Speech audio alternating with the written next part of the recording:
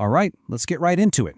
For nearly 200 years, there was this secret buried at the very heart of America's founding. A rumor so explosive that for a long time, people just dismissed it as slander. But what happens when the impossible becomes, well, undeniable? This is the story of a founding father, an enslaved woman, and a puzzle that, believe it or not, science would finally solve.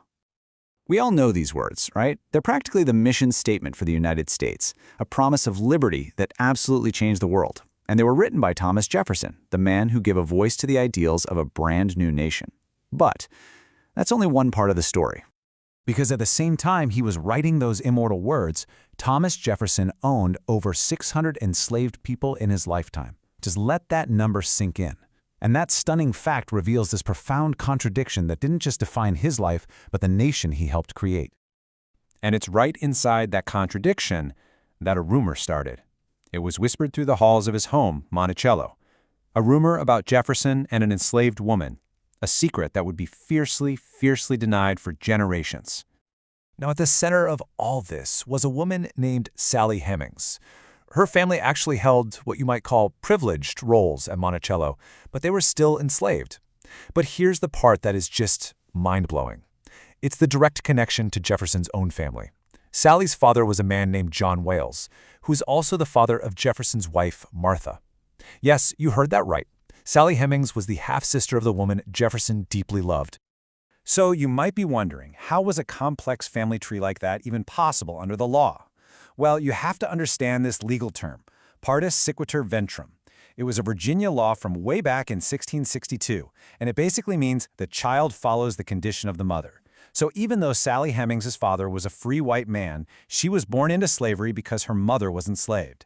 This one legal doctrine was the engine that trapped generations of people in hereditary slavery. For more than 150 years, Jefferson's family and his most passionate defenders, they built this powerful counter-story. It was a narrative designed to protect his legacy at all costs. And it all started with the great love of his life, his wife, Martha. From everything we know, their marriage was a true love match. But when Martha died after only 10 years of marriage, Jefferson was absolutely shattered. On her deathbed, she made him promise that he would never remarry. He gave her his word, and for the next 44 years, the rest of his life, he kept it. This really cemented his public image as this honorable man, forever devoted to his late wife. So this created these two completely opposite stories that battled each other for nearly 2 centuries. On the left side, you've got the official family explanation. Jefferson was the devoted widower. Any of Sally's children who look like him, oh, that was just a coincidence, probably because the father was one of his nephews. But on the right, the Hemings family passed down their own history, that the relationship with Jefferson started when they were in Paris, and that he was, in fact, the father of all 6 of her children.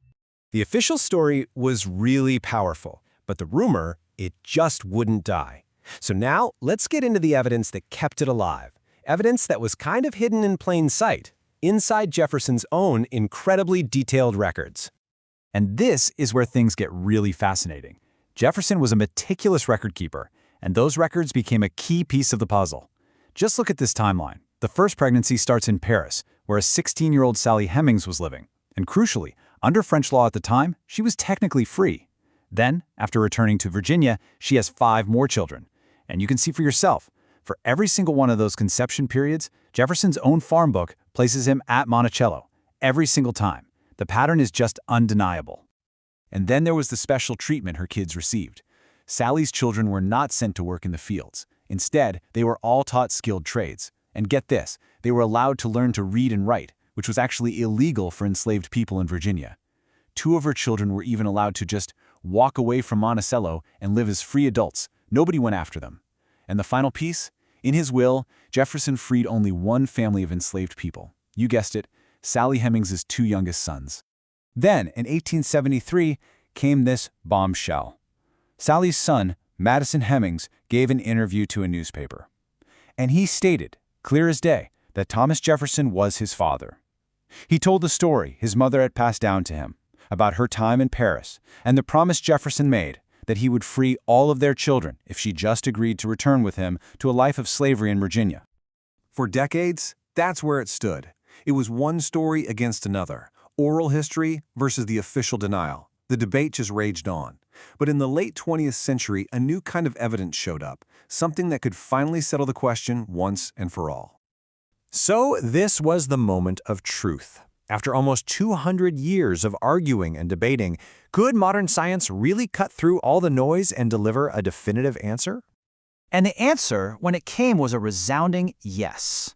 In 1998, a huge DNA study was published. Researchers tested the Y chromosome. That's the part of our DNA that's passed directly from father to son. They compared DNA from male descendants of Jefferson's uncle with male descendants of Sally Hemings' youngest son, Eston. The result was totally unambiguous. It was a perfect match. The scientific evidence, especially when you combined it with all the historical records, was just overwhelming. So 2 years later, the Thomas Jefferson Foundation, the official institution that runs Monticello, publicly announced their conclusion. The evidence strongly supported that Thomas Jefferson was in fact the father of Sally Hemings' children. The long denial was finally over. So, the secret is out. What does this truth really mean? Well, it forces us to look again, and to look harder, not just at the man, but at the nation he founded. It forces us to confront the contradictions that are right there at its very core. The legacy here is incredibly complex. Because she was enslaved, Sally Hemings had no legal power to consent, which makes the relationship fundamentally coercive. And yet, inside that impossible system, she managed to negotiate for the freedom of her children, showing this remarkable agency.